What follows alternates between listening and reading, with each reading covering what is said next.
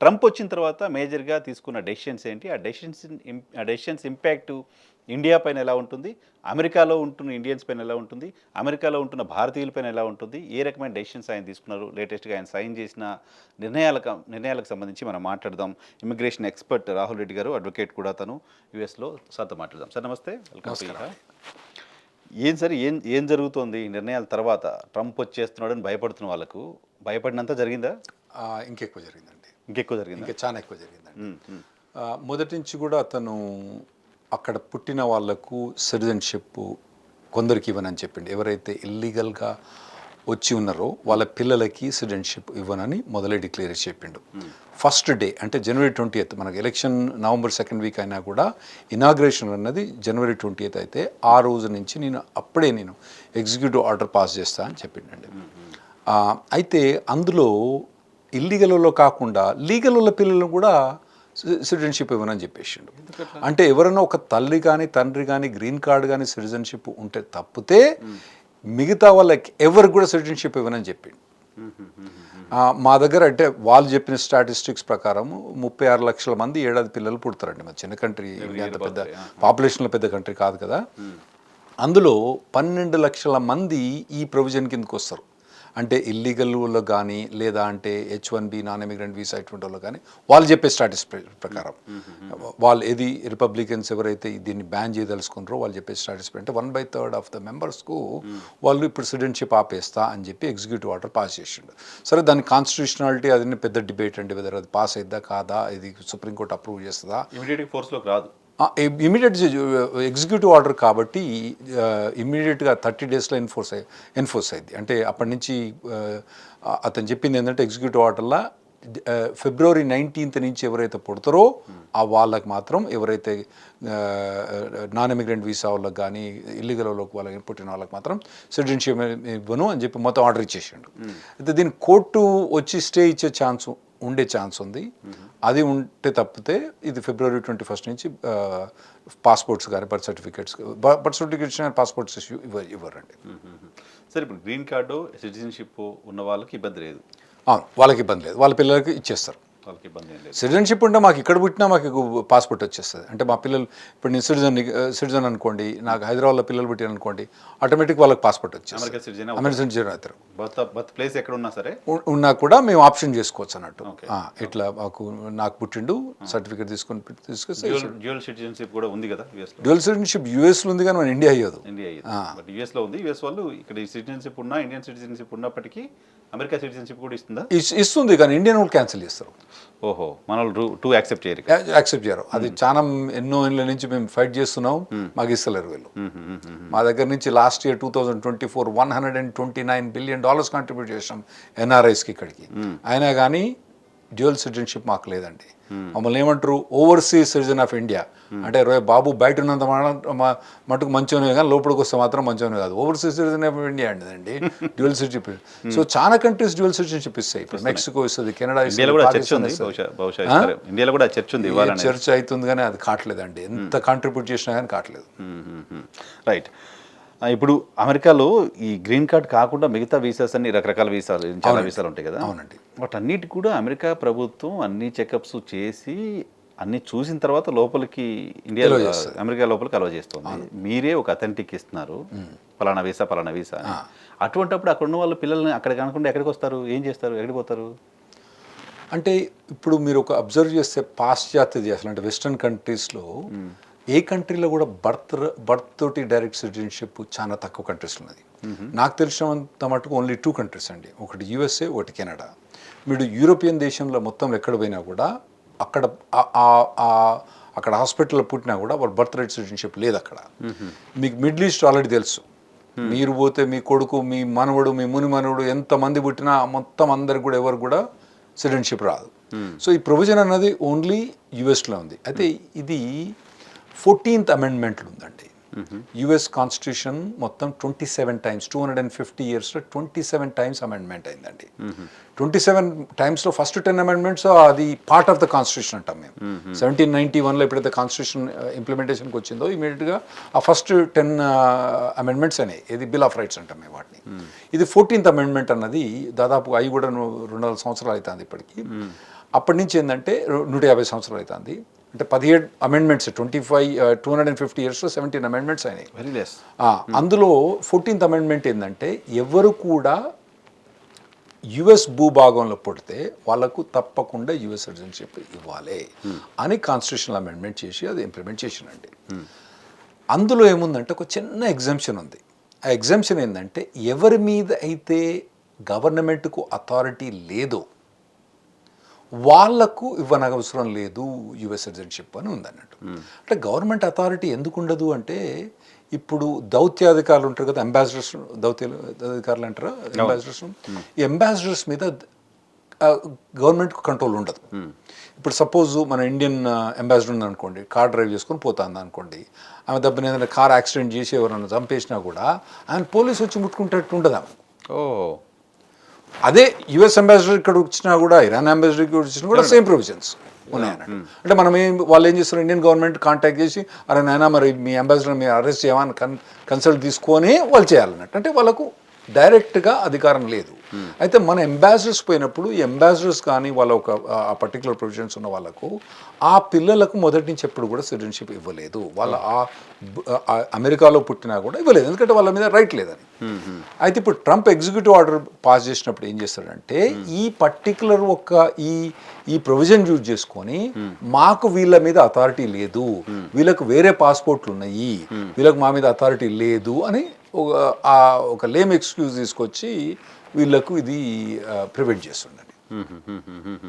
ఇంతకుముందు మీరు అన్నట్టు అన్ని చెక్ చేసి మేము ఇమిగ్రేషన్ నుంచి అప్రూవల్ తీసుకొని తర్వాత స్టేట్ డిపార్ట్మెంట్, యుఎస్సిఎస్ అని ఒక డిపార్ట్మెంట్, స్టేట్ డిపార్ట్మెంట్ నుంచి ఇక్కడ వీసా తీసుకొని మళ్ళీ customs and border protection unit అని ఇన్ని డిపార్ట్మెంట్లు అన్నీ కూడా పర్మిషన్ తీసుకొని పోయిన తర్వాతనే మేము అక్కడ చేరుతాం. మీరు అథారిటీ ఉంది అక్కడ ఉందని మేము అంటాం. ఇప్పుడు ఆర్గ్యుమెంట్ అదే కదా, వాడేమంటాడు మీ పాస్పోర్ట్ మాది కాదు, మీ మీద నాకు అథారిటీ లేదంట అన్నాడు.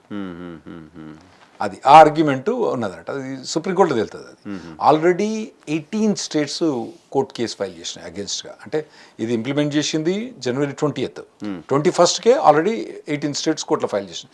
రాత్రి 9 o'clock మాకు రిలీజ్ అయింది ఎగ్జిక్యూటివ్ ఆర్డర్. అప్పటిదాకా మాకు లేదు.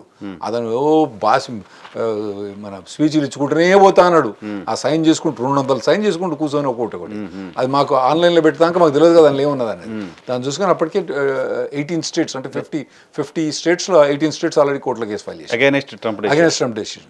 Okay okay okay. సో అది ఇంప్లిమెంట్ అవ్వడానికి సంబంధించిన అవకాశాలు ఉన్నాయో లేదో తెలియదు, ఇంకా తెలియదు. సుప్రీంకోర్టు ఎటు ఉంటుందో చూడాలి. ఒకవేళ ఇంప్లిమెంట్ అవుతాయి సార్, అవునండి, ఇండియన్స్కో లేకపోతే బయట ఉన్న వాళ్ళకో ఉండే ఇబ్బంది ఏంటి? చాలా ఇబ్బందులు. ఎట్లా? ఎందుకంటే ఇప్పుడు మనము చాలా మంది మన తెలుగు రాష్ట్రాల నుంచి పోయిన వాళ్ళు చాలా మంది స్టూడెంట్స్ కానీ వీళ్ళందరూ ఉండరు కదండి. ఇప్పుడు ఇదివరకు ఏంటంటే మనకు గ్రీన్ కార్డులు అంటే వెనకట 2-3 ఏళ్ళకు గ్రీన్ కార్డులు వచ్చేది. ఇప్పుడు ఏమైందంటే 20 ఏళ్ళ దాకా కూడా ఎవరు గ్రీన్ కార్డులు వస్తలేవు. సో చాలా మంది పోయేది ప్రొవిజన్, అరే నా లైఫ్ ఏమైనా కూడా మా పిల్లల లైఫ్ బాగుంటుంది కదా, వాళ్ళకి అమెరికన్ సిటిజన్షిప్ వస్తుంది కదా అని చెప్పి చాలా మంది ఆశపడరు. ఇప్పుడు మిడిల్ ఈస్ట్ కంట్రీస్ పోయిన అనుకోండి, మేము పోయినా మా పిల్లలు కానీ ఎవరు కానీ అది లేదు, ఆశ కూడా లేదు కాబట్టి అది లేదు. సో ఇక్కడ పోతే కనీసం పిల్లలకు వస్తుందని ఆశ ఉంటుంది. ఇప్పుడు ఆ ఆశ పోయిందనుకోండి అది పెద్ద డిస్కరేజ్మెంట్ అవుతుందండి ఇండియన్స్కి అక్కడ పోవడానికి. ఇంకోటి ఏంటంటే ఇప్పుడు మీకు టిపికల్గా తెలుగు వాళ్లకు అంటే ఎంప్లాయ్మెంట్ బేస్ నుంచి వచ్చే గ్రీన్ కార్డ్స్ ఎంత అంటే ప్రతి సంవత్సరం 10,000 నుంచి 20,000 గ్రీన్ కార్డ్స్ వస్తున్నాయి మనకు. ఈ బర్త్ రైట్ సిటిజన్షిప్ ద్వారా మీకు మన తెలుగు వాళ్ళకు వచ్చే గ్రీన్ సిటిజన్షిప్స్ దాదాపుగా 30,000 నుంచి 40,000 మంది అండి. ఎందుకు ఎట్లా చెప్తున్నా అంటే ఉట్టి H1B వీసా మీద మీకు మొత్తం H1B వీసా 65,000 ప్లస్ 20,000 85,000 H1B వీసాలు ఉంటే అందులో 65% మన ఇండియన్స్ తీసుకుంటారు. అందులో చాలా శాతం మళ్ళా మన తెలుగు వాళ్ళే తీసుకుంటారు. వీళ్ళందరూ పోయి అక్కడ H1B వీసా ఒక్కటే కాదండి, L1 వీసా మీద కూడా పోయి ఉంటారు, తర్వాత F1 F2 వీసా మీద పోయిన వాళ్ళు ఉంటారు, వీళ్ళందరూ కూడా J వీసా మీద పోయిన వాళ్ళు ఉంటారు. వీళ్ళందరికీ పిల్లలకి ఆటోమేటిక్ సిటిజన్షిప్ వస్తుంది. ఇప్పుడు వాళ్ళకి సిటిజన్షిప్ రాకపోతే చాలా ఇబ్బంది అయింది. ఇంకోటి ఏంటంటే ఇప్పుడు కొత్తగా వచ్చే జనరేషన్, మేము పోయినప్పుడు కాదు, మా తర్వాత 10 years 20 years తర్వాత వాళ్ళకు గ్రీన్ కార్డ్ రాకపోయినా కూడా సరే పిల్లలకు సిటిజన్షిప్ ఉందిలే, వాళ్ళు అక్కడనే ఉండిపోతారులే, లేదా అంటే మమ్మల్ని రేపు 21 years తర్వాత మా గ్రీన్ కార్డు ఉంటుందిలే అని చెప్పి ఒక ఆశ ఉండే. ఇప్పుడు ఈ సిటిజన్షిప్ కనుక వీళ్ళకి ఇవ్వకపోతే, ఎవరైతే ఫిబ్రవరి 19th నుంచి పుట్టే పిల్లలకి సిటిజన్షిప్ ఇవ్వకపోతే, వీళ్ళు పెద్దగా అయిన తర్వాత వీళ్ళ పరిస్థితి ఏంది? ఈ మిడిల్ ఈస్ట్ అటువంటి కంట్రీస్ ఉంటేనే వెనకకు రావచ్చు, ఎందుకంటే కొద్ది కల్చరల్ షాక్స్ అవన్నీ పెద్దగా ఉండవు. యుఎస్ నుంచి వాడు అక్కడనే పుట్టి పెరిగినోడు మళ్ళీ ఇక్కడ వచ్చి వాడు 21 years తర్వాత ఇక్కడికి వచ్చి వాడు ఇక్కడ సంసారం చేయాలంటే వాని వల్ల కాదు. సో పక్కా మన తెలుగు భాషలు చెప్పాలంటే నా గరక నా ఘాట్కా అవుతారు వీళ్ళు. సో 21 years వరకు ఉండొచ్చు. 21 years తర్వాత అంటే డిపెండెంట్, పేరెంట్స్ డిపెండెంట్ 21 years దాకా ఉంటుంది అక్కడ. మళ్ళీ 21 years తర్వాత వీడు ఇండిపెండెంట్గా పోవాలి. మరి మన ఈ మిడిల్ ఈస్టర్న్ కంట్రీస్ ఎట్టుంటుందో నాకు తెలియదు, కానీ మా దగ్గర అయితే 21 years ఆర్ మ్యారీడ్ ఎనీథింగ్ అక్కడ ఉన్నప్పుడు అతను తీసేస్తారండి. అంటే ఒకవేళ ఈ పిల్లోళ్ళు ఎవరైతే తర్వాత పుట్టే సిటిజన్షిప్ ఇవ్వకపోతే వాళ్ళు అక్కడ ఉండదలుచుకుంటే మళ్ళా వాళ్ళ ప్రయాణం మొదలైద్ది 21 years నుంచి. మళ్ళీ వాడు స్టూడెంట్ వీసా, మళ్ళీ వాడు అవన్నీ వీసా. సో అది నరకం అది. సో ఇప్పుడు పోయే వాళ్ళు కనుక ఈ ప్రొవిజన్ ఇంప్లిమెంట్ అయితే మాత్రం మీరు చాలా ఆలోచించుకొని పోవడం బెటర్. మీరు ఇవన్నీ ఫేస్ చేస్తున్నాను రెడీ ఉన్నారా? మీరు కాదు, మీ పిల్లలకి ఫేస్ చేసుకుని రెడీ ఉన్నారా? అది అంటే దాన్ని అమెరికాలో లాలో ఉన్న ఆ ప్రొవిజన్ అడ్డం పెట్టుకొని చాలామంది కేవలం పిల్లల్ని కనడానికి కూడా అక్కడికి వెళ్తున్నారు. ఇప్పుడు ఉంటారండి. ఇప్పుడు ఎప్పుడు ఒక 1000 మందిలో ఒకరిద్దరు ఉంటారు. ఈ ట్రంప్ ఏంటంటే దాన్నే ఎక్కువ పాయింట్అవుట్ చేసి ఇక అది చేసి ఎవరో ఇమిగ్రెంట్ ఎవరినో అమ్మాయిని చంపేయండి. తప్పే, అది తప్పు కాదంటలేము. కాకపోతే ఏంటంటే ప్రతి ఇమిగ్రెంట్ చంపటోడేనా? కాదు కదా. మన తెలుగు రాష్ట్రాల నుంచి ఎంతమంది పోయినరు, ఎంతమంది ఎవరైనా చంపినరా? అది వెరీ రేర్. ఏదో యుఎస్ ఎకానమీ. సో ఇవన్నీ వాళ్ళు ఏంటంటే లేమ్ ఎక్స్క్యూజెస్ తీసుకొని మమ్మల్ని సఫర్ చేయడానికి తప్పితే, ఒకవేళ అటువంటి ప్రొవిజన్స్ పెట్టండి. విజిటింగ్ వచ్చిన వాళ్ళకు లేకుంటే ప్రొవిజన్ పెట్టాల్సిన అవసరం ఉంది. వాళ్ళ స్క్రీన్ చేయండి ఎక్కువ, లేదా ఇంకేమైనా ప్రొవిజన్స్ పెట్టండి.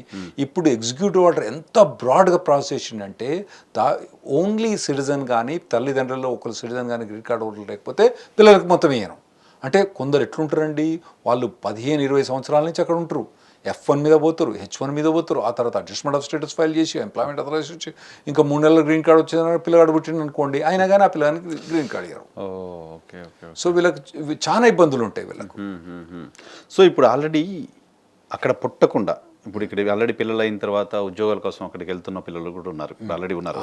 అటువంటి వాళ్ళు ఆల్రెడీ ఇప్పటికీ మనకి ఎగ్జిస్టింగ్ 21 years తర్వాత వాళ్ళు బయటికి రావాల్సి వస్తుందిగా. అవునండి. వాళ్ళకి ప్రాసెస్ ఏంటి? సేమ్ ఇదే ప్రాసెస్. సేమ్ వాళ్ళు మళ్ళీ F1 వాళ్ళ H1 పోవాలి. సో అదే ప్రాసెస్ ఇప్పుడు అందరికీ వస్తుంది. పుట్టిన వాళ్ళు కూడా వస్తుంది. పుట్టిన ప్రతి ఒక్కరికి వస్తుంది అన్నట్టు. సో చాలా ఇబ్బందులు పడతారు వాళ్ళు.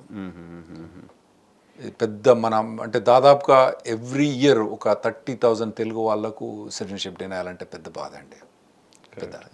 బై డిఫాల్ట్ వచ్చే సిటిజన్షిప్ పోతుంది.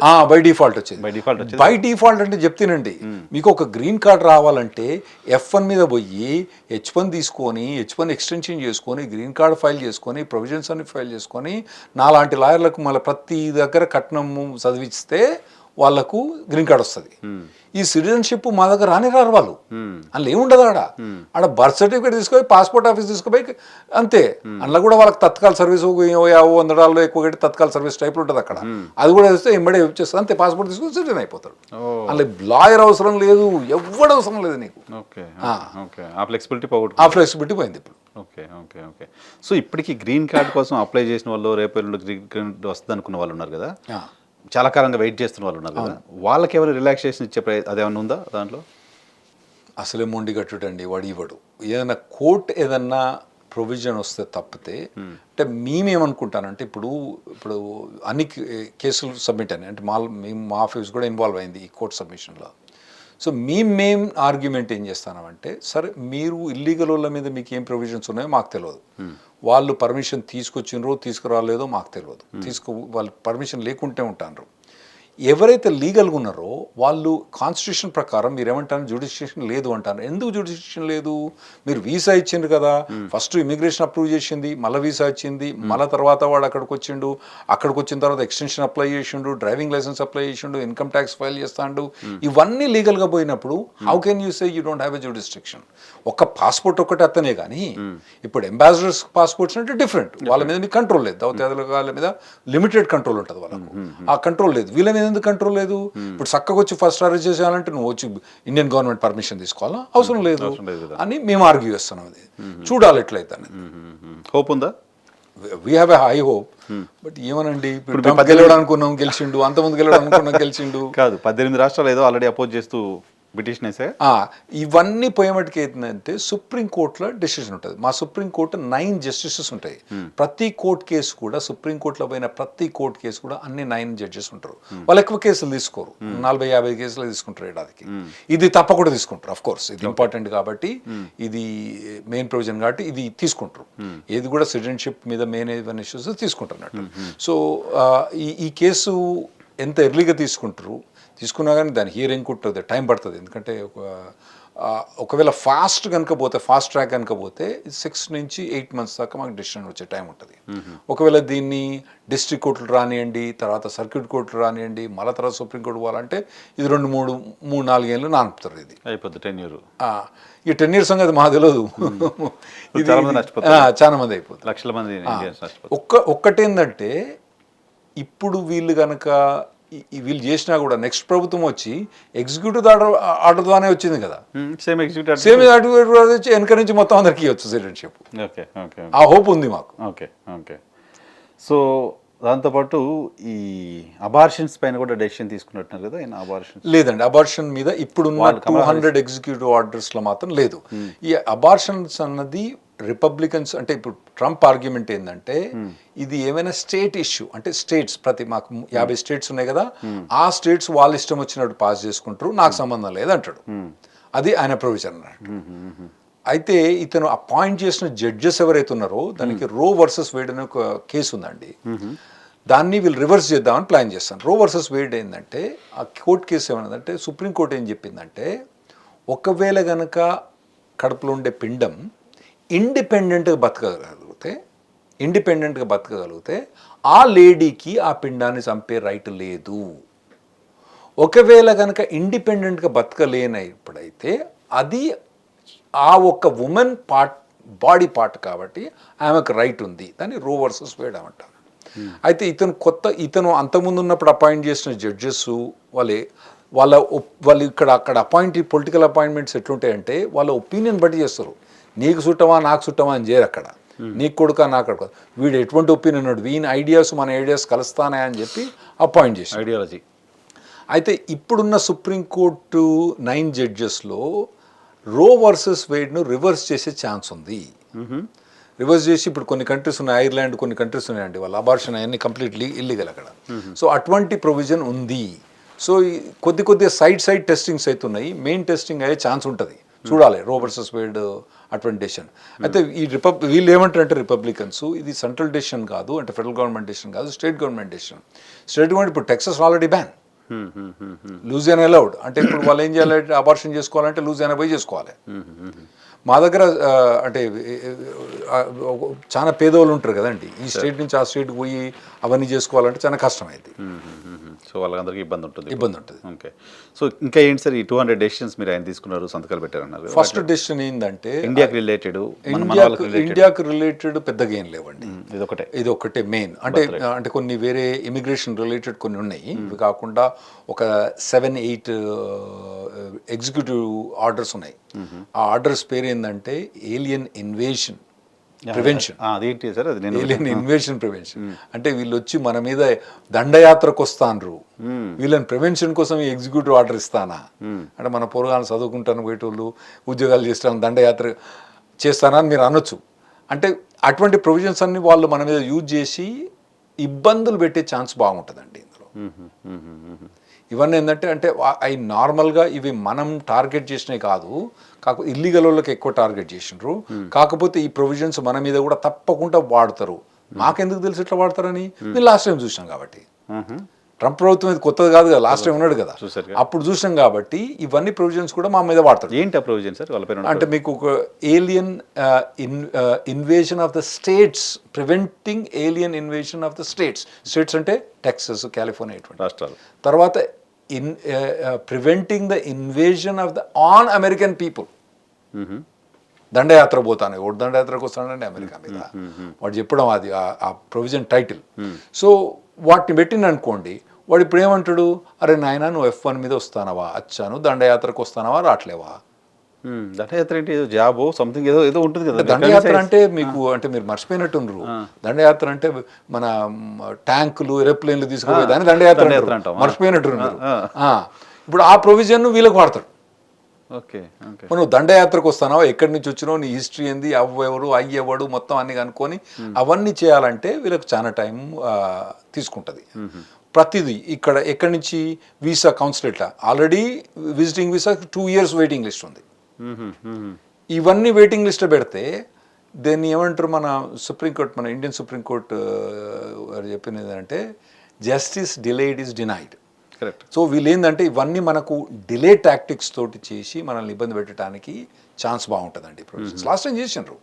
ప్రీమియం ప్రాసెసింగ్ అని ఉంటుందండి. $1,200 ఎక్స్ట్రా కడితే అప్రాక్సిమేట్లీ 6 నెలలు ఇచ్చే డెసిషన్ 3 వారాలు ఇచ్చేస్తారు. ఓకే. అటువంటి అన్ని బంద్ చేసినారు. ఓహో. తర్వాత బయోమెట్రిక్స్ అని ఇంట్రడ్యూస్ చేసినారు. అంటే బయోమెట్రిక్స్ అంటే ఇప్పుడు H4 మీద పోయిన వాళ్ళు H4 ఎక్స్టెన్షన్ చేసేటప్పుడు మళ్ళీ బయోమెట్రిక్స్ చేయాలి. ఎందుకు? వాళ్ళు ఆల్రెడీ ఉన్నాయి వాళ్ళ బయోమెట్రిక్స్. వీళ్ళని ఉట్టిగా సతాయించడానికి, దాన్ని డిలే చేయడానికి, డ్రాగ్ చేయడానికి బయోమెట్రిక్స్ ఇంట్రడ్యూస్ చేశాను. 4 ఏళ్ల పూర్వానికి ఏంటండి బయోమెట్రిక్స్? వాడు ఏం చేస్తాడు? వాడు ఏమైనా చేస్తాడా? కత్తి పట్టుకొని పోతాడా ఏమన్నా? సో అటువంటి అన్ని ఇంట్రడ్యూస్ చేసి మమ్మల్ని సకల కోసం అంచుకోండి 4 ఏళ్ళు. సో ఈసారి కూడా ఈ ప్రొవిజన్స్ తోటి మమ్మల్ని మంచిగా అయితే ఏం చూడడు, అంత మటుకైతే అర్థమైపోయింది. మధ్యలో ఒక ఎక్కడో స్టేట్మెంట్ ఇచ్చిండు ఏంటంటే డిగ్రీలతో డిగ్రీ సర్టిఫికేట్ ఇచ్చినప్పుడే వాళ్ళ గ్రీన్ కార్డు కూడా ఇచ్చేయాలని ఒక స్టేట్మెంట్ ఇచ్చాడు. మీరు శంషాబాద్లో బీచ్ పోయినరా అండి? శంషాబాద్ బీచ్ ఎక్కడ ఉంది మీకు తెలియదా? అలాగనే వీళ్ళు గ్రీన్ కార్డ్ ఇచ్చినట్టు ఉంటుంది. ఉండదు, ఇవ్వడు. ఆ ఎగ్జిక్యూటివ్ ఆర్డర్స్ లేవు కూడా లేవు. నాకు సర్ప్రైజింగ్గా ఇంట్రెస్టింగ్ అనిపించింది ఏంటంటే, మాకు తెలుగు రాష్ట్రాల్లోనూ దేశంలోనూ చాలా చూస్తున్నాం. వేరే పార్టీ పవర్లోకి వస్తే వాళ్ళ నాయకుల మీద ఉన్న కేసులన్నీ ఎత్తేస్తూ ఉంటారు, లేకపోతే ఆ టైంలో ఉన్న కేసులన్నీ ఎత్తేస్తూ ఉంటారు. ఇప్పుడు అది ట్రంప్ కూడా చాలా కేసులు తీసేసారంటే. కేసులు ఎత్తేరాదు అక్కడ. ఏంటది? కేసులు ఎత్తేరాదు, పాడన్ ఇవ్వచ్చు, క్షమాభిక్ష పెట్టచ్చు. అది పెట్టాడా? అట్లా పెట్టిండుగా 1300 మందికి ఫస్ట్ ఆర్డర్ అది. ఎగ్జిక్యూటివ్ ఆర్డర్ ఫస్ట్ ఆర్డర్ క్షమాభిక్ష ఇచ్చిండు. ఎవరైతే మీరు అప్పుడు January 6, 2020లో మీరు చూసింటారు టీవీలో, మొత్తం మా పార్లమెంట్ మీదనే మొత్తం వేల మంది అటాక్ చేసి ఓడిపోయాడని అంత చేశారు. ఇంకా అప్పటికి డెసిషన్ అప్పుడు పార్లమెంట్లో ఏంటంటే అది రాటిఫై కావాలి. ఏది ఎలక్షన్ ఏదైతే ఉంటుందో అది పార్లమెంట్ రాటిఫై కావాలి. ఇప్పుడు ట్రంప్ ఎలక్ట్ అయినప్పుడు కూడా పార్లమెంట్లో రాటిఫై అయింది. రాటిఫై అయినప్పుడు చైర్మన్ ఎవరు? అందులో కమలా హ్యారిసే, వైస్ ప్రెసిడెంట్ చైర్మన్ కదా. ట్రంప్ ఎలక్ట్ అయినప్పుడు, ట్రంప్ ఓడిపోయినప్పుడు అతను వైస్ ప్రెసిడెంటే రాటిఫై చేసేది. అతను అన్నాడు న్యాయంగా ఎవరుకుంటే నేను వాళ్ళకే చేస్తా అని చెప్పేసిండు. సో అతని వైస్ ప్రెసిడెంట్ మీదనే, అతని పార్లమెంట్ మీదనే అతను అటాక్ చేసిన మేమంటాము, వాళ్ళంటారు కాదు వాళ్ళంతా వాళ్ళు చేసిన. ఇక సరే, అది డిఫరెంట్ ఆర్గ్యుమెంట్. ఆ మొత్తం పార్లమెంట్ అటాక్ చేస్తే 140 పోలీస్ ఆఫీసర్స్ ఇంజూర్ అయినరు, కొట్టినరు పోలీస్ ఆఫీసర్ని. 140 మంది పోలీసులు కొట్టినరు. వాళ్ళందరినీ పార్డన్ చేసి ఫస్ట్ యాక్ట్ పార్డన్ చేసి. సో ఇప్పుడు దానిపై మళ్ళీ యుఎస్ లాస్ ఎలా అలో చేస్తే సార్ వాటిని గవర్నమెంట్ చేయొచ్చు? అట్లా ఒకటి ప్రొవిజన్ ఉందండి, పార్డనింగ్ అన్నది రైట్ ఉన్నది వాళ్ళకు, అది ఉన్నది. అది దాని మనకు కూడా ఉంది కదా, ప్రెసిడెంట్ పార్డన్ చేయొచ్చు అని. ఉరిశిక్ష ఇచ్చినా కూడా ప్రెసిడెంట్ పార్డన్ చేయొచ్చు అని రైట్ ఉంది కదా. కాకపోతే మన ప్రెసిడెంట్ కొద్దిగా అంత యాక్టివ్ ప్రెసిడెంట్ కాదు కదా. అక్కడ ఇప్పుడు ఈ మన బైడెన్ కూడా కొడుకుని ఎక్స్క్యూజ్ చేసేసిండు, తమ్ముని ఎక్స్క్యూజ్ చేసిండు, అట్లా చాలా మందిని పార్డన్ చేసేసిండు. అలాగే ట్రంప్ నార్మల్గా వీళ్ళు ఏం చేస్తారంటే పార్డన్ ఎప్పుడు చేస్తారు? వాళ్ళ టర్మ్ అయిపోయేటప్పుడు ఆ టైంలో ఇక సరే కొందరు చుట్టాల గిటాలను తీసుకొని వేసి పడేస్తారు అన్నట్టు, పార్డన్లు వేసేస్తారు, తీసేస్తారు. కానీ వీడు మొదలు ఫస్ట్ సైనింగ్ ఫస్టే. బట్ ఇండియాలో మా క్షమాభిక్ష పెట్టు నాకు తెలిసి చాలా వేల మీద లెక్క పెట్టచ్చు, వేల మీద లెక్క పెట్టచ్చు అనేది. వేల మీద లెక్క. అక్కడ ఒకేసారి మొదటి సంతకంతో 1300 మందిని క్షమాభిక్ష పెట్టేసి విత్ ఇన్ 1-2 days అందరూ రిలీజ్ కూడా అయిపోయారు. సో ఇప్పుడు మనకి గ్రీన్ కార్డులు టైట్ అయిపోయాయి, గ్రీన్ కార్డు ఇవ్వడం ఇబ్బంది, సిటిజన్షిప్ ఇబ్బంది, ఇవన్నీ ఉన్నాయి కదా. ఇకపైన ఇప్పుడు కమింగ్ 4 years మనకి ట్రంప్ టెన్యూర్లో విజిటింగ్ వీసా పైన వెళ్ళే వాళ్ళకి, జాబ్ వీసాల పైన వెళ్ళే వాళ్ళకి, H1Bలు ఇవన్నీ కూడా ఇబ్బంది కదా. విజిటింగ్ వీసా ఇబ్బంది ఉండకూడదు. ఎందుకంటే అది వాళ్ళకు జాబ్ చేయడానికి కాదు కదా. ఇంకోటి ఏంటంటే ఇప్పుడు 2023-24లో 90,000 ఇల్లీగల్ ఇండియన్స్ పట్టుకున్నారు. 3-4 years అంటే పట్టుకున్నారు. మెక్సికో నుంచి ఇల్లీగల్గా క్రాస్ Indians కూడా పోతారు అట్లా? 90,000 మెంబర్స్ పట్టుకున్నారు. Oh my God. అయితే ఇప్పుడు ఏమవుతుందంటే ఇప్పుడున్న గవర్నమెంట్ వాళ్ళ ప్లాన్ ఏంటంటే ఎవరైతే ఇల్లీగల్గా యూఎస్లో పనిచేస్తున్నారో వాళ్ళ మీద చాలా టార్గెటెడ్ రైడ్స్ చేస్తారు. ఓహో. సో దాంతో చాలా మంది ఎవరైతే ఇల్లీగల్ పోదలుచుకుంటారో చాలా డిస్కరేజ్ అవుతారు. అది చాలా మంది అప్రిషియేట్, డెమోక్రాట్స్ కూడా చాలా మంది అప్రిషియేట్ చేస్తారు. సో అయితే ఇప్పుడు ఎవరైతే బిజినెస్ వీసా మీద కానీ విజిటింగ్ వీసా మీద పోయి పిల్లలతో రావడానికి వాళ్ళకి ఏమి ఇబ్బంది ఉండకూడదు అంటే. అయితే ఎవరైతే పోయి ఇల్లీగల్గా రెస్టారెంట్స్లలో వాటిలలో పని చేసుకునే టైప్లో వాళ్ళకి మాత్రం కంపల్సరీ ఇబ్బంది పెడతారు. అతను రైట్స్ అయితే ఈ రెస్టారెంట్స్ల మీద వాళ్ళని అందరినీ తరిమేస్తారు కాబట్టి అటువంటి వాళ్ళు ఎవరైతే పోదలుచుకున్నారో వాళ్ళు పోవడం తగ్గిపోతుంది. మరి మెక్సికో నుంచి ఏమంటారు, మీరు అన్నారు ఇంతకుముందు దండయాత్రని, దండయాత్రలాగా వేల మంది వచ్చేస్తూ ఉంటారు కదా, వాళ్ళు ఏం పని చేస్తారు, వాళ్ళని ఎలా ఐడెంటిఫై చేస్తాడు, వాళ్ళని ఎలా పంపిస్తాడు? వాళ్ళని ఎలా పనిచేస్తారంటే ఇప్పుడు వాళ్ళు చెప్పే లెక్క ప్రకారం దాదాపుగా 20 మిలియన్ అంటే 20 లక్షల మంది, 20 మిలియన్ అంటే యాక్చువల్లీ 20 లక్షల మంది కాదండి, 2 కోట్లు 2 కోట్ల మంది 2 కోట్ల మంది అక్కడ ఇల్లీగల్గా ఉన్నారండి. వాళ్ళందరినీ ఎట్లా వేస్తారంటే ఇప్పుడు వాళ్ళు చెప్పేది ఏంటంటే 7 లక్షల మంది క్రిమినల్ ఆల్రెడీ కమిట్ చేసిన వాళ్ళు ఉన్నారు. అంటే క్రిమినల్ అంటే ట్రాఫిక్ టికెట్స్ ఇటువంటివి కావు, ఇది హెల్మెట్ లేకుండా పోవడం కాదు, వేరే క్రిమినల్ అని వాళ్ళు చెప్పే లెక్క ప్రకారం. Out of 2 crores 7 lakhs 2 crores 7 lakh people వాళ్ళు క్రిమినల్ యాక్ట్ చేసి కన్విక్ట్ అయిన వాళ్ళు ఉన్నారు. తర్వాత ఫైనల్ డిపోర్టేషన్ ఆర్డర్ వచ్చిన వాళ్ళు ఉన్నారు. వాళ్ళందరూ నెంబర్ 1 టార్గెట్ అని ఇప్పుడు ఇమిగ్రేషన్ కస్టమ్ ఎన్ఫోర్స్మెంట్ ప్రొవిజన్ నుంచి ఇప్పుడు బార్డర్ జార్ జార్ అంటారు, కింగ్ అనే టైప్లా అతను టార్గెట్ అది మెయిన్ అని అంటాడు. కానీ మాకు తెలుసు ఈ ఎక్కడైతే ఇల్లీగల్గా పనిచేసే వాళ్ళు ఉన్నారో వాళ్ళ మీద బాగా టార్గెట్ చేస్తారంటే కంపల్సరీ. మీరు కొన్ని టెక్సస్ రెస్టారెంట్లో పోతే చాలా మంది వాళ్ళే ఉంటారండి. స్పెషల్గా బోల్దో వాళ్ళు, కుక్స్ వాళ్ళందరూ చాలా మంది ఉంటారు. తర్వాత గడ్డి కట్ చేసేవాళ్ళు, garden maintenance, lawn maintenance, house cleaning, ఇటువంటి ప్రొవిజన్స్లో చాలా మంది వాళ్ళు ఉన్నారు. వాళ్ళందరినీ తీసేస్తా అని అతను అంటుండు. మరి వాళ్ళు తీసేయడా ఒకటేసారి 2 కోట్ల మందిని, తర్వాత ఈ లో లెవెల్ జాబ్ చేస్తే మన గడ్డ ఎవరు కట్ చేయాలి, ఎవరు వాష్ చేయాలన్నది మరి అది చూడాలి. అది ఎట్లా మా దగ్గర జనరల్గా ల్యాండ్స్ ఇల్లీగల్ ఏమంటారు ఇర్రెగ్యులారిటీస్ ఉంటే బీఆర్ఎస్ ఎల్ఆర్ఎస్ అని పెట్టి అన్ని ఒకసారి రెగ్యులేట్ చేసేస్తారు. అట్లా ఏమన్నా వీళ్ళందరికీ ఒకసారి రెగ్యులేట్ చేసేసే అసలే లేదు, ఇంపాసిబుల్. 2 కోట్ల మంది అంటే మామూలు విషయం. 2 కోట్ల మంది అంటే అటువంటి చాలా ప్రొవిజన్స్ బిల్ క్లింటన్ ట్రై చేసిండండి, ఆ తర్వాత బుష్ ట్రై చేసిండు, ఆ తర్వాత ఒబామా ట్రై చేసిండు. ఏవి కూడా బిల్స్ పాస్ కాలే. ఆ పార్లమెంట్లో వాళ్ళకు రాజ్యసభలో 60 ఓట్స్ లేకుండేది వీటికి. ఆ తర్వాత ట్రంప్ అసలు ట్రై కూడా చేయాలి, బైడెన్ కూడా ట్రై చేయాలి. బైడెన్ ఎందుకు ట్రై చేయాలంటే ఎట్లా కలవడం తెలుసు, మనకి ఇంట్రెస్ట్ ఉండే ట్రై చేయాలి. ఈ అపోజిషన్ ట్రంప్ తోటి ఉండే కాబట్టి. సో ట్రంప్ వచ్చిన కాంచి ఇది లేదు. ఇప్పుడు ఈ ట్రంప్ వాళ్ళందరికీ క్షమాభిచ్చబెట్టి తర్వాత ఏమైనా ప్రొవిజన్ చేస్తారంటే నాకైతే అసలు నమ్మకం లేదు. అటువంటిది ఒకసారి అయింది 1985-86లా రొనాల్డ్ రీగన్ ప్రెసిడెంట్ ఉన్నప్పుడు అయింది. ఆ తర్వాత అటువంటి ఏమి కాలేదు ఆ తర్వాత.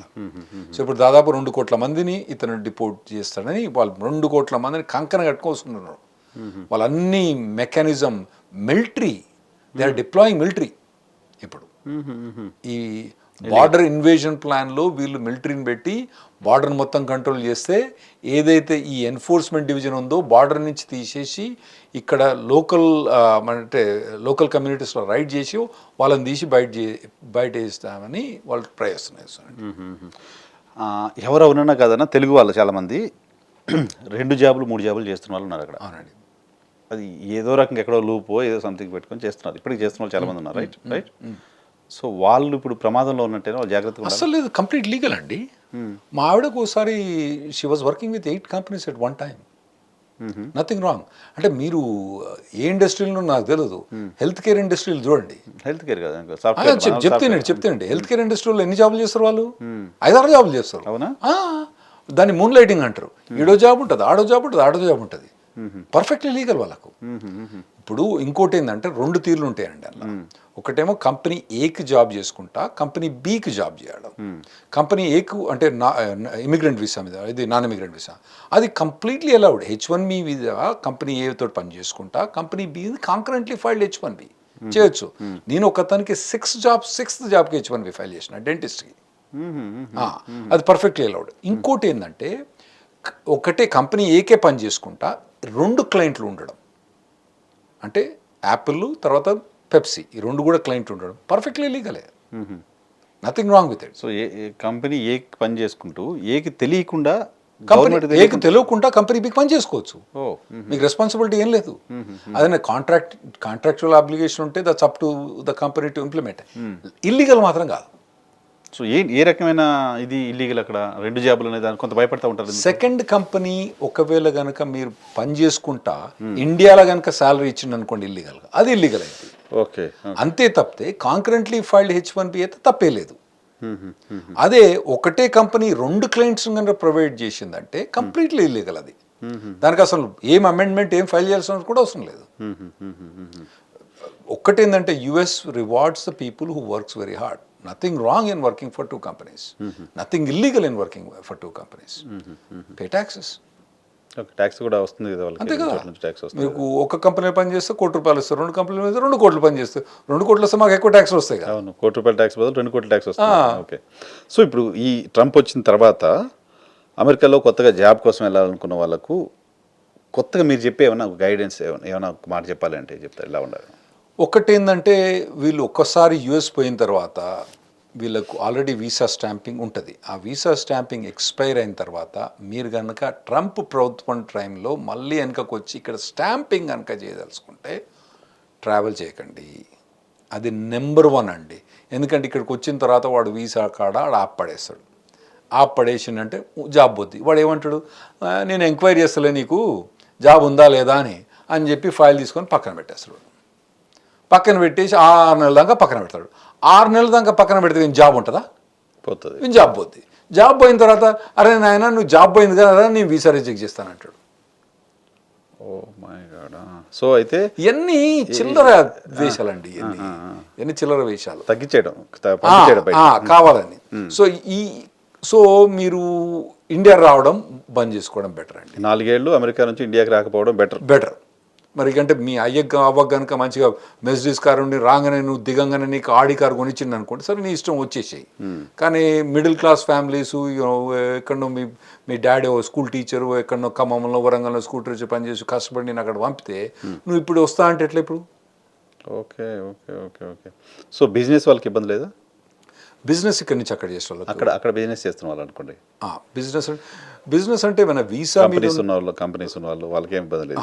వాళ్ళకి ఏం ఇబ్బంది ఉంటుంది. జస్ట్ జాబ్ వీసా పైన వెళ్ళిన వాళ్ళు జాబ్ వీసా మీద పోయిన వాళ్ళకి టార్గెట్ ఉంటుంది. F1 వీసా వాళ్ళకి టార్గెట్ ఉంటుంది. తర్వాత ఇప్పుడు H4 EADస్ను మొత్తం తీసేద్దామనే ప్లాన్ కూడా ఉంది తనకి. తర్వాత మన వర్క్ పర్మిట్ అన్నది కాలేజ్ అయిపోయిన తర్వాత మనకు 1 year వర్క్ పర్మిట్ వస్తుంది. ఎక్స్ట్రా 2 years వర్క్ పర్మిట్ ఏదైతే స్టెమ్ డిగ్రీ ఉంటుందో వాళ్ళకు ఉంటుంది. ఆ 2 years మాత్రం తీసేసే ప్లాన్ ఉన్నారు వాళ్ళు. వాళ్ళన్నీ ఇప్పుడు ఎలక్షన్ అయ్యి ఇనాగ్రేషన్ అయిన January 20th కు 200 ఎగ్జిక్యూటివ్ ఆర్డర్ సైన్ చేసిండు. This is just trial only. అసలు సినిమా ముందు ఉన్నది అభి బాకీ హై. సో కొన్ని ఏమో ఎగ్జిక్యూటివ్ ఆర్డర్స్ ద్వారా ఏవైతే చేయగలిగిండో అవి కొన్ని చేసిండు. ఇంకా కొన్ని ఎగ్జిక్యూటివ్ ఆర్డర్స్ ఏది మన మెక్సికో మీద 25% టారిఫ్, తర్వాత చైనా మీద ఇంక్రీజ్ ఇన్ టారిఫ్, కెనడా మీద టారిఫ్ 25%, ఇవన్నీ నోటీస్లో పెట్టిండు వాళ్ళని. నేను వేస్తా, నువ్వు ఇది చేయకపోతే అది చేయకపోతే నేను వేస్తా అని చెప్పి మొదలుపెట్టి నోటీస్ పెట్టిండు అన్నట్టు. ఇప్పుడు IRS అనేది ఇంటర్నల్ రెవెన్యూ సర్వీస్ అండి. అదేంటంటే ట్యాక్స్ కలెక్షన్ ఉంటుంది. అతను ఇంకోటి డివిజన్ మొదలుపెట్టింది ఏంటంటే బయట కంట్రీ నుంచి ట్యాక్స్ వసూలు తీసుకోవడానికి. అదేందో మరి ఎలా అదే నాకు అర్థం కావట్లేదు. అంటే ఇప్పుడు మీకు అతను టార్గెట్ చేసే కంట్రీస్లో ఇండియా కూడా ఒక కంట్రీ. ట్రేడ్ ఇంబ్యాలెన్స్ ఉంది యుఎస్కు. అంటే వాళ్ళ దాని మీద మనం వేసే ట్యాక్స్ ఎక్కువ ఉందంట కదా, వాళ్ళు మనకి వేసే ట్యాక్స్. సో ఫర్ ఎగ్జాంపుల్ మేము యుఎస్ నుంచి చైనాకి ఎక్స్పోర్ట్ చేసే నెంబర్స్ నేను కొద్దిగా కరెక్ట్ చెప్పట్లేను. లెట్స్ సే $250 billion, $300 billion మేము ఎక్స్పోర్ట్ చేస్తాను. వాడు మాకు లెట్స్ మేము $300 billion ఎక్స్పోర్ట్ చేస్తాను. వాడు మాకు $600 billion ఎక్స్పోర్ట్ చేస్తాం చైనా వాడు. So there is $300 billion difference. So tax it tariff వేసేయండి వాటి మీద. టారిఫ్ అంటే నువ్వు కనుక కారు కనుక తీసుకొచ్చి మా దగ్గర అమ్మితే 100%, 60%, 40% దానికి ఎక్స్ట్రా మీరు కట్టాలి నాకు. తగ్గిపోద్ది బయట నుంచి రావడం. అన్నది అతని ప్రొవిజన్ అన్నట్టు. సో ఇప్పుడు మన ఇండియా కూడా ఓవరాల్గా మనం కూడా మనం ఏదైతే యుఎస్ నుంచి మనం ఇంపోర్ట్ చేసుకుంటున్నామో ఇండియా ఏదైతే ఎక్స్పోర్ట్ చేస్తామో ఇంబ్యాలెన్స్లో మన ట్రేడ్ కూడా ఉంది, మన ఇండియా కూడా ఉంది లిస్ట్లో. ఫస్ట్ ఏమో చైనా, నెక్స్ట్ కెనడా, మెక్సికో, ఆ తర్వాత లిస్ట్లో మనమే ఉన్నాం, ఫోర్త్ ప్లేస్లో మనమే ఉన్నాం. సో అంటే వాటిని అయ్యే ఛాన్స్ మనకు కూడా. మరి ఎట్లా వేస్తాడు అన్నాడు, వాడు ఏమంటాడు, ఇటువంటి కంట్రీస్ అన్ని మీద నేను ట్యాక్స్ కలెక్ట్ చేస్తా అంటాడు. అయితే మీరు అబ్జర్వ్ చేసినారో లేదో, లాస్ట్ టైం ట్రంప్ 1.0 ఉన్నప్పుడు మన తోటి ఆఫ్ఘనిస్తాన్లో ఖర్చు పెట్టించిండు. For what? అంటే మనకు ట్రేడ్ బ్యాలెన్స్ ఉంది కదా, నువ్వు అక్కడ పోయి ఖర్చు పెట్టా అన్నాడు. అయితే అప్పుడు ఏం చేసిండంటే నరేంద్ర మోదీ ఒక మంచి ప్లాన్ చేసిండు. అరే నీ అంకమ్మ వీనితోటి ఎందుకు వేయడం అని, ఆయిల్ ఏదైతే మిడిల్ ఈస్ట్ కంట్రీ నుంచి కొనాలనో మిడిల్ ఈస్ట్ కంట్రీ దాకా అమెరికాలో కొనడం మొదలుపెట్టిండు అన్నట్టు. అప్పుడు ఆయిల్ ప్రైస్ చాలా తక్కువ ఉండే కాబట్టి కొంత ఆయిల్ ప్రైస్ దాంతో ఇంబ్యాలెన్స్ ఈజీగా అయిపోతుంది కదా. మనకు మేజర్ ఇంపోర్ట్ ఏంది ఆయిల్. ఆయిల్ కనుక వాళ్ళ దగ్గర నుంచి కొంటే మనకు ఇంబ్యాలెన్స్ కొద్దిగా క్లియర్ అయిపోద్ది. అప్పుడు కొంత అప్పీజ్మెంట్కు ట్రై చేసిండు అన్నట్టు. మరి ఇప్పుడు మరి అంత ఆయిల్ మనం కొనగలుగుతామా? ఎందుకంటే మనం రష్యా దగ్గర నుంచి మనం డిస్కౌంట్లో ఆయిల్ కొంటాం. అప్పుడేమో $40, $50 ఉండే ఫస్ట్ ఏది ట్రంప్ ఉన్నప్పుడు. ఇప్పుడేమో మళ్ళా 80కి వచ్చింది. మనం డిస్కౌంట్ ప్రైస్ $60కు రష్యా నుంచి కొంటాను. అమెరికా నుంచి కొనాలంటే $80 కొనాలి. కొనలేము. సో మనం కూడా టార్గెట్లు ఉన్నాం ఇప్పుడు. మాకు మోదీ ట్రంప్ బాగా దోస్తులు, వాళ్ళిద్దరు చాలా క్లోజ్ ఫ్రెండ్స్. ఆయన కోసం క్యాంపెయిన్ చేశాడు, మాకేదో బాగుంటుందని జనరల్ ఒక పర్సెప్షన్ ఉంది కదా. ఒక్కటి ఏంటంటే అది ఒకటి క్యాంపెయిన్ చేయరాదు, అది unethical. Howdy Modi campaign kind of. Howdy Modi అన్నది నిన్నున్నప్పుడు పోయినా హౌడీ మోదీ పోయినా నేను. అది ఒకటేందంటే ఎలక్షన్ టైం కాదు, ఇంకోటి ఏంటంటే he's the president of the country, is the prime minister of the country. సరే కొద్ది కార్డియల్ రిలేషన్స్ ఉండొచ్చు, కానీ ఎప్పుడు కూడా ఒక ప్రైమ్ మినిస్టర్ అన్నది డైరెక్ట్గా పోయి వేరే కంట్రీ ఎలక్షన్స్లో క్యాన్వాసింగ్ చేస్తే అట్లా ఏం లేదులేండి, అట్లా మాకేమనిపించలేదు. అట్లా అనుకుంటారు కానీ మోడీ అక్కడ అమెరికా అధ్యక్షుడు కూడా క్యాంపెయిన్ చేసి వచ్చాడు. క్యాంపెయిన్ ఏం లేదు.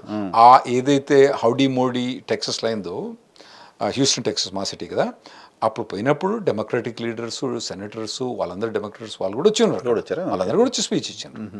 ఆ పర్టికులర్గా రిపబ్లికన్ అన్న వర్డ్ అక్కడ ఆ స్టేజ్ మీద నేనైతే తినలేదు. బీజేపీ అన్న వర్డ్ కూడా అది ఎక్కువ రాలే అక్కడ. మోస్ట్లీ ఇండియన్ ప్రైమ్ మినిస్టరు, తర్వాత అమెరికన్ ప్రెసిడెంట్, తర్వాత డెమోక్రటిక్ లీడర్స్ కూడా వచ్చినారు అక్కడ. కాకపోతే మన అపోజిషన్ లీడర్ రాకపోయినా కూడా అక్కడ మాత్రం democratic leaders, Congress men, senators వాళ్ళందరూ కూడా వచ్చి స్పీచ్ ఇచ్చిండ్రు. ఏ స్పీచ్ అయితే డాష్ మీద ట్రంప్ ఇచ్చిండో, ఏ స్పీచ్ అయితే డాష్ మీద మోదీ ఇచ్చిండో, హౌడీ మోదీలో అతను వాళ్ళందరూ కూడా ఉన్నారండి. అట్లేం లేదు, మాకైతే అనిపించలేదు మరి అక్కడ. సో ఇప్పుడు స్టూడెంట్స్ చదువుకోవడానికి వెళ్తున్న స్టూడెంట్స్కి ఇబ్బంది ఏం లేదు, ఇది ఇస్తే తప్ప. ఇది stem degree 2 years, stem extension 2 years మాత్రం తీసేసే ఛాన్స్ ఉంటుంది. ఆల్రెడీ లిస్ట్లో పెట్టి మొత్తం ప్రోగ్రామ్ పెట్టిన అన్నట్టు. నేను చెప్పిన కదండి, January 20th ఏది ట్రయల్, అసలు సినిమా అన్నది ముందు మొదలైద్ది. అయితే వాటికి ఏంటంటే ఇవన్నీ రెగ్యులేషన్ ద్వారా పోవాలన్నట్టు. ఏవైతే రెగ్యులేషన్ ద్వారా వచ్చినాయో వాటి రెగ్యులేషన్ ద్వారా తీయాలి. రెగ్యులేషన్ అనేది ఒక 2-3 years పడుతుంది. కొద్దిగా షార్ట్ అండ్ చేయొచ్చు, చేయకపోవచ్చును. సో అది 2-3 years పడుతుంది. సో ఇది వీరు ఆల్రెడీ వాళ్ళు డ్రాఫ్ట్ గిఫ్ట్ అన్ని నాకు తెలిసి ఆల్రెడీ ప్రిపేర్ చేసి ఉంటారు. అవన్నీ మెల్లమెల్లగా రిలీజ్ అవుతా ఉంటాయి. ఇంకోటి H4EAD. ఏంటి సార్ H4EAD? H4EAD అంటే ఇప్పుడు మనకు ఇక్కడ H1 మీద వర్క్ వీసా మీద పోయిన తర్వాత వీళ్ళు గ్రీన్ కార్డ్ అప్లై చేస్తారండి. అప్లై చేసిన తర్వాత వాళ్ళ యొక్క స్పోజ్కు H4EAD అంటే వర్క్ పర్మిట్ ఇస్తారు అన్నట్టు. దాదాపుగా మనకు తెలుగు వాళ్ళు 1,00,000 పైన మెంబర్సు, ఇప్పుడు 150,000 మంది తెలుగు వాళ్ళకు ఆ వర్క్ పర్మిట్ ఉంది. మీకు చిన్న ఎగ్జాంపుల్, మొత్తం 3 లక్షల మంది 4 లక్షల మంది H1B మీద ఉంటే మన అంటే అందులో దాదాపు 2 లక్షల పైన మంది వాళ్ళ భార్యలు కానీ భర్తలు కానీ వాళ్ళకు H4EAD పర్మిషన్ ఉంది అన్నట్టు. అది టార్గెట్లు ఉంది. ఇంకోటి మీకు L1 వీసా అని ఉంటారు, ఇంట్రా కంపెనీ ట్రాన్స్ఫర్ అంటారు. అంటే చిన్న ఎగ్జాంపుల్ చెప్పాలంటే, ఇప్పుడు మీరు డెలాయిట్లో 1 year కానీ ఎక్కువ పని చేస్తే మిమ్మల్ని తీసుకుపోయి యూఎస్కు ట్రాన్స్ఫర్ చేయొచ్చు. ట్రాన్స్ఫర్ చేసినప్పుడు మీకు అప్పుడు L2 వీసా అని ఒకటి వస్తుంది అన్నట్టు. L2 visa work permit automatic అన్నట్టు. అయితే అది తీసేయాలంటే పార్లమెంట్ పోవాలి వీళ్ళు. ఓహో. ఎందుకంటే అది పార్లమెంట్లో పాస్ అయింది కాబట్టి పార్లమెంట్లో వీళ్ళకి మెజార్టీ లేదు. మెజార్టీ అంటే 60 కావాలి వీళ్ళకి సెనెట్ లేదు. అయితే H4EAD ఉన్ను స్టెమ్ ఎక్స్టెన్షన్ అనేది రెగ్యులేషన్ ద్వారా పాస్ అయింది కాబట్టి అది ఇమీడియట్ టార్గెట్. L2 అనేది పార్లమెంటరీ టార్గెట్. కాకపోతే ఈ మధ్యలో ఆల్రెడీ పార్లమెంట్లో ఫస్ట్ లెజిస్లేషన్ పాస్ అయింది, ఇమిగ్రేషన్ లెజిస్లేషన్ ఒకటి పాస్ అయిపోయింది ఆల్రెడీ. అందులో డెమోక్రాట్స్ కూడా బాగా సపోర్ట్ చేసినారు. మరి ఇటువంటి ఏమైనా ప్రొవిజన్స్ ఏమైనా ఇమిగ్రేషన్ చిన్న వాడి సపోర్ట్ చేస్తారా డెమోక్రాట్స్ అన్నది తెలియదు. L2 ప్రొవిజన్ అనేది చాలా కష్టం. H4EAD OPT స్టెమ్ ఎక్స్టెన్షన్ అనేది ఇమీడియట్ టార్గెట్ ఉన్నది. వాళ్ళు ఆల్రెడీ చెప్పేసినారు మేము తీసేస్తామని చెప్పేసినారు. ఇది రిపబ్లికన్ పార్టీ స్టీవెన్ వెల్లర్ ఎవరైతే ఇమిగ్రేషన్ కంట్రోల్ ఉన్నాడో అతను చెప్పిండు ఇవి తీసేస్తామని చెప్పిండు. ఎట్లా తీసేస్తాడు, ఎంత టైం పడుతుందో చూడాలన్నట్టు. Okay okay. ఓవరాల్గా సార్ కంక్లూడ్ చేస్తూ ఒక మంచి మాట, ఒక సలహా, ఒక ఇమిగ్రేషన్ ఎక్స్పర్ట్గా, అడ్వకేట్గా మీరు అక్కడ ఉన్న వాళ్ళకి కానీ అక్కడికి వెళ్ళాలనుకుంటున్న వాళ్ళకి కానీ ఏం చెప్తారు అంటే? ఫస్ట్ నేను చెప్పిన కదండి, ట్రావెల్ చేయకండి. మాకు వచ్చే మెయిన్ ఇబ్బంది travel. Don't come to India. ఇన్ని ఇబ్బందులలో ఆ ఇబ్బంది పెట్టుకోకండి. నెక్స్ట్ ఏంటంటే ఎప్పుడైనా వీసా ఎక్స్పైర్ అవుతానప్పుడు దాన్ని ప్రీమియం ప్రాసెసింగ్ అంటే ఎక్స్ట్రా డబ్బులు ఇచ్చి కట్టేది ప్రీమియం ప్రాసెసింగ్ ఉంటుంది. దాన్ని ఎంబడెడ్ డెసిషన్ తీసుకొని తీసుకోండి. ఇప్పుడు మే 2025కి ఎక్స్పైర్ అయిపోతుంది అనుకోండి. మీరు మెల్లగా ఏప్రిల్ అప్లై చేసుకున్నారు అనుకోండి ఎక్స్టెన్షన్. అదేంటంటే రూల్ ప్రకారం ఏంటంటే ఎక్స్టెన్షన్ అప్లై చేసిన తర్వాత ఎక్స్పైర్ అయినా కూడా మీరు 240 days పని చేసుకోవచ్చు. అయితే నేనేం చెప్తా అంటే మీరు మే లోపటినే డెసిషన్ తీసుకోండి. మే లోపటినే ఇటో తాడో పేడో తెలిసిపోయింది అనుకోండి, అప్పుడు ఏమైందంటే మీకు మళ్ళీ ఒక ఛాన్స్ వస్తుంది. ఓహో, తర్వాత ఎందుకంటే డినే అయిపోయింది అనుకోండి, ఇంకోసారి ఫైల్ చేసుకోవచ్చు. మీరు జూన్ జూలై అయిపోయింది అనుకోండి, డినే అయిపోయింది అనుకోండి, ఏమైంది మీరు ఇండియాకి రావాలి. ఇండియాకి వచ్చి మళ్ళీ ఫైల్ చేసుకోవాలంటే ఇక్కడ మీకు వీసా ప్రాసెసింగ్ డిలే ఉంటుంది. మళ్ళీ మేము అక్కడి నుంచి ఫైల్ చేయాలి. ఫైల్ చేసిన తర్వాత మా 6 నెలలకో 7 నెలలకో నువ్వు వస్తావు. ఈ లోపల నీకు జాబ్ ఉండదు. సో అందుకోసం ఇండియా వీలైనంత మటు ఇండియా రాకపోతే బెటర్ మాకు. మీరు ఎప్పుడైతే ఒక 30-40% ఆఫ్ ద ప్రాబ్లమ్స్ వీళ్ళు ఇండియా ట్రావెల్ తోటి మాకు మొదలైతాయి ఇబ్బందులు. అవి అవాయిడ్ చేస్తే బెటర్. Okay okay. ఇక్కడ నుంచి వెళ్ళాలనుకుంటున్న if you have a genuine intention to study and you have a good calibre to do it. అంతేకాని ఇక్కడ ఏం కష్టం, ఏం పని చేయవు, ఎప్పుడు పని చేయలేదు, ఎక్కడ పని చేయదలుచుకోలేదు, చదువుకోదలుచుకోలేదు, పోయి సినిమాలే చూసుకుంటావు, ఫస్ట్ షోలనే పోయి సినిమాలు చూడాలి, అకాడమిక్ క్యారియర్ చదివినోడు ఎవడు పాడుకుంటూ చదివినోని కన్నా సాకులోడే నయం, ఇటువంటి మెంటాలిటీ పోయి అక్కడ పోతే మాత్రం పని చేయదు. నువ్వు ఒకవేళ కనుక కష్టపడి పని చేయదలుచుకుంటే మాత్రం come to USA. That is definitely good place అండి. బద్దకస్తులకు మాత్రం డోంట్ కమ్. ఎస్పెషల్లీ ట్రంప్ వచ్చిన తర్వాత మంచిది కాదు. ఓకే. సో చదవగలిగిన వాళ్ళు ఉంటే ఆ ఫస్ట్ 1 yearలోనే చదువుడు కష్టపడుడు రెండు ఉండాలన్నట్టు. చదువుడు కష్టపడతాడు మెంటాలిటీ ఉన్న వాళ్ళు తప్పకుండా రండి. ఉట్టే టైం పాస్ ఇక్కడ మావాడు దేని పని కాకున్నాడు, ఏమని తీసుకుపోయి అమెరికాలో పడేస్తే వాడు మంచిగా వస్తాడంటే పడేయకండి అటువంటి వాళ్ళని. Needy with talent. That's better. Right sir. Thank you very much. సమయం కేటాయించినందుకు. ఇది రాహుల్ గారితో ట్రంప్ వచ్చిన తర్వాత రాహుల్ గారు చెప్తున్న మాట, చాలా దాదాపు 3 దశాబ్దాలుగా అమెరికాకు సంబంధించిన ఇమిగ్రేషన్ ఎక్స్పర్ట్గా ఉన్నారు ఆయన చెప్తున్న సలహా, ట్రంప్ ఉన్నంతకాలం దయచేసి ఇండియాకి రావాలనే ఆలోచనని పోస్ట్ పోన్ చేసుకోండి కొంతకాలం అని సలహా చెప్తున్నారు. చూద్దాం ఏం జరుగుతుంది, ఇంకా ఎటువంటి డెసిషన్స్ తీసుకుంటారు. Thank you.